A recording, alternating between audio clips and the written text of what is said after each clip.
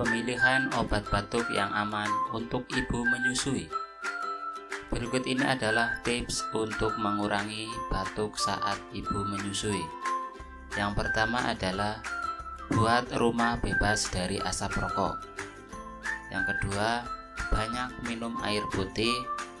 Yang ketiga, konsumsi makanan atau minuman berkuah hangat, tetapi jangan terlalu panas dan jangan terlalu dingin. Keempat, istirahat cukup. Kelima, gunakan masker saat berkendara. Keenam, konsumsi jeruk nipis atau lemon hangat ditambah madu. Ketujuh, Anda juga bisa menggunakan masker saat menyusui untuk mencegah penularan pada bayi.